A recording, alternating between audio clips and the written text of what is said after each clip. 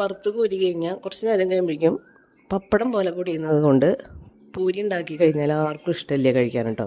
അപ്പോൾ പണ്ടൊരു വീഡിയോ കണ്ടിട്ട് ട്രൈ ചെയ്ത് നോക്കിയതാണ്. അപ്പോൾ അത് പിന്നെ നല്ല രസമായിട്ട് നല്ല ഓക്കെ ആയിട്ട് വന്നതുകൊണ്ട് ഞങ്ങളിപ്പോൾ ആ ഒരു റെസിപ്പിയാണ് ഫോളോ ചെയ്യാറ്. അതായത് ഗോതമ്പ് പൊടിയും ഒരു ഇച്ചിരി റവയും കൂടെ ചേർത്ത് ഉപ്പ് ചേർത്ത് കുറച്ച് വെള്ളം ചേർത്ത് കുഴച്ചെടുക്കുക. അത് വറുത്ത് കോരുക. അത് നല്ല ഷേപ്പാക്കി പരത്തിയെടുത്തിട്ട് വറുത്ത് കോരുന്നതിന് നല്ല തിളച്ച എണ്ണയിലോട്ട് വേണം ഒഴിക്കാനായിട്ട്. അപ്പോൾ അല്ലാതെ ചൂടായ എണ്ണയിലോട്ട് ഒഴിച്ചു കഴിഞ്ഞാൽ അത് ശരിയാവില്ല. അതിൽ നല്ലോണം എണ്ണവും കുടിക്കും, അത് അധികം പൊള്ളച്ച് വരില്ല. നല്ല തിളച്ചുകൊണ്ടിരിക്കുന്ന എണ്ണയിലോട്ട് ഈ ചപ്പാത്തി പരത്തിയത് ഇട്ട് കഴിഞ്ഞാൽ അതിന് മേലെ നമ്മുടെ തവി കൊണ്ട് അമർത്തി കൊടുത്തു കഴിഞ്ഞാൽ നല്ല പെർഫെക്റ്റായിട്ട് പൊള്ളച്ച് വരും. ഒരു ഭാഗം പോലും പൊള്ളയ്ക്കാതിരിക്കുക, നല്ല പൊള്ളച്ച് നല്ല പെർഫെക്റ്റായിട്ട് വരികയും ചെയ്യും. എണ്ണ ഒട്ടും കുടിക്കാറില്ല കേട്ടോ, തീരെ കുടിച്ചിട്ടില്ല. അപ്പോൾ നല്ല ടേസ്റ്റായിട്ടുള്ള പൂരി റെഡിയാക്കാം. അപ്പോൾ എല്ലാവർക്കും അറിയാമെന്ന് വിചാരിക്കണം. അറിയാത്തവർ ട്രൈ ചെയ്ത് നോക്കുക.